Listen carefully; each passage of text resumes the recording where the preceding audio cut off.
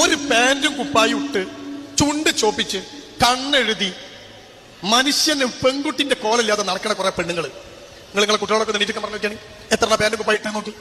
ചുണ്ട് ചോപ്പിക്കുന്ന, കണ്ണ് വാലിട്ട് എഴുതുന്ന, ആണിന്റെ വസ്ത്രം ധരിക്കുന്ന, ആണിനെ ആകർഷിക്കുന്ന രൂപത്തിൽ നടക്കുന്ന പെണ്ണിനെ റസൂൽ സല്ലല്ലാഹു അലൈഹി വസല്ലം വിളിച്ച പേരെന്താ നിങ്ങൾക്ക്? വ്യഭിചാരിണി എന്നാണ്, വേശ്യ എന്നാണ്. നിങ്ങളെ മോളെ മുഖത്ത് നോക്കിയിട്ട് ഒരു മനുഷ്യൻ വേശ്യ എന്ന് വിളിച്ചാൽ നിങ്ങൾ ക്ഷമിക്കുമോ? ആ കുട്ടി പാന്റ് കുപ്പായി ഇട്ടിട്ട് ഇറങ്ങിപ്പോകുമ്പോൾ നിങ്ങൾ ഓർക്കണം, റസൂൽ വേശ്യ എന്ന് വിളിച്ച പെണ്ണാ പോണത്.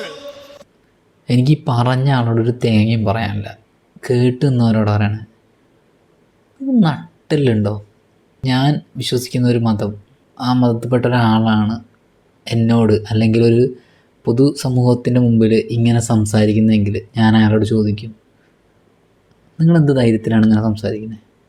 നിങ്ങൾക്ക് എന്ത് അവകാശമുണ്ട് മറ്റൊരാളുടെ ജീവിതത്തിൽ കയറി ഇങ്ങനെ അഭിപ്രായം പറയാൻ?